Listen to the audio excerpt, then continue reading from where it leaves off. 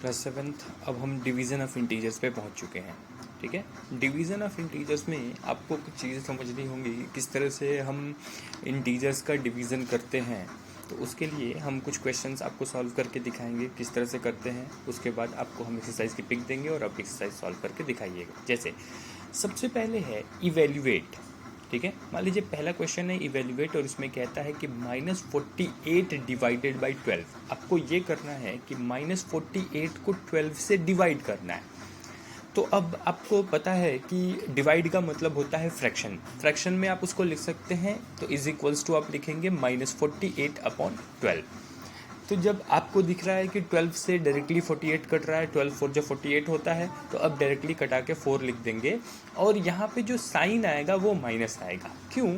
क्योंकि देखिए, जब भी आप कभी दो इंटीजर्स को मतलब एक इंटीजर को दूसरे इंटीजर से डिवाइड करते हैं, तो याद रखिएगा जब एक इंटीजर को दूसरे इंटीजर से डिवाइड करते हैं, उनमें से एक का साइन नेगेटिव है और दूसरे का साइन पॉजिटिव है, तो जो आंसर आता है वो हमेशा नेगेटिव साइन के साथ ही आता है।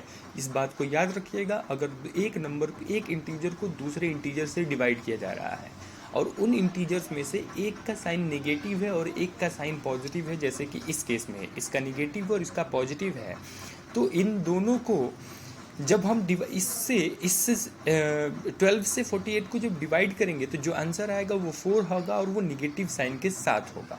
ठीक है, अब देखिए अगला जो क्वेश्चन है, इसमें -48 डिवाइडेड बाई 16 कर रहा है। ठीक है, -48 को 16 से डिवाइड किया जा रहा है।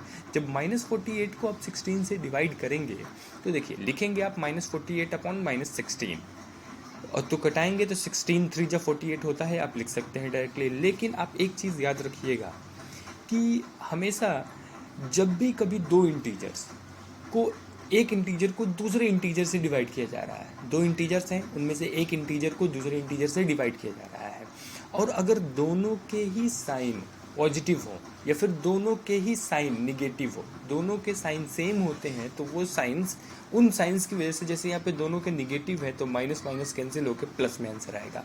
अगर प्लस प्लस भी होता तो यहाँ पे प्लस में ही आंसर आता। ठीक है, अब तीसरा क्वेश्चन देखिए, 168 डिवाइडेड बाई -14।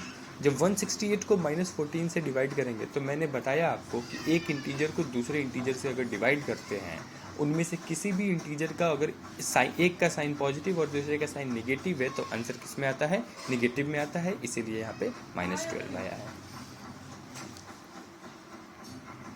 उसके बाद आपका अगला क्वेश्चन है फिल इन द ब्लैंक्स। देखिए फिल इन द ब्लैंक्स में क्या है कि यहाँ पे आपका दिया हुआ था -37 डिवाइडेड बाई -30 डिवाइडेड बाई, यहाँ पे ब्लैंक था।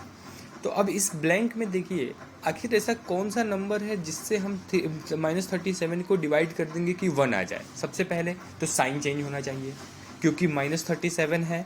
अब आपको पता है कि 37 को 37 से डिवाइड कर देंगे तो 1 आ जाएगा, बट आपको साइन भी लिखना पड़ेगा।